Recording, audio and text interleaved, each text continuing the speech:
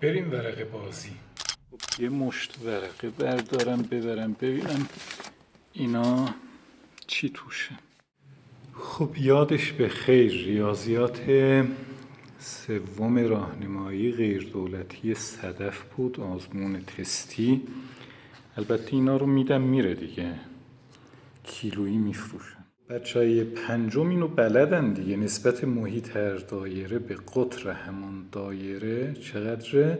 314 صدم 3 × 14 عدد پی هست.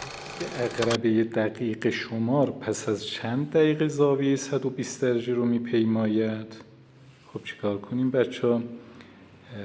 بذار یه خودکار بردارم همینجا بنویسیم. دوربین بره عقب. ببین یه تناسبی رو من میکشم، میگم تو 60 دقیقه 360 درجه این طی میکنه. تو چند دقیقه 120 رو طی میکنه؟ این تقسیم بر 3 شده، این تقسیم بر 3 بشه میشه 20 دقیقه و تمام، یعنی گزینه 4 میشه گزینه 2.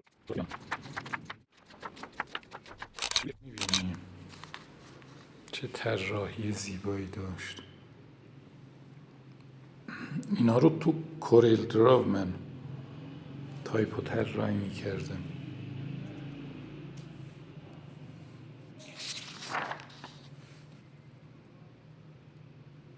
ریاضی دوره راهنمایی پایه اول، اون زمان اول بود دیگه. اینم یه مدل از ورقه هام بود که تو سراج، ببین این آدمک ها تو هر کدومم یه سوال می نوشتم.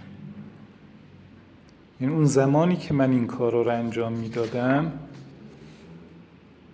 یک سری تو ورد می نوشتن، من تو کورل دراو اینا رو انجام می دادم. صفحه از کتاب ریاضی فوق تخصصی تیزشان، فکر کنم واسه ویرایش انشارات اینو فرستاده بود. اینم بره واسه فروش. بله دیگه اینا جهت ویرایش بودن کتاب ها.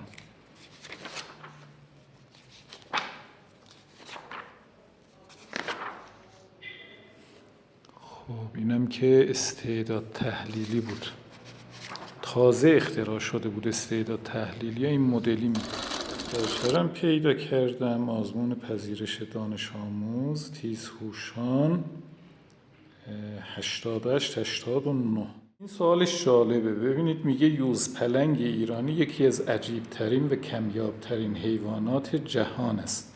چه کسری از دندانهای یک یوزپلنگ ایرانی نمیتونه خراب باشه؟ 0، 1/2، 1 و 1/2. خب معلومه که این بنده خدا جواب مورد نظر ماست. چرا؟ خب بیشتر از 1 که نمیتونه این کسر باشه دیگه، نهایتش کل دندونهاش خراب بشه، اونم میشه 1 دیگه. 1 و 1/2 خنده داره.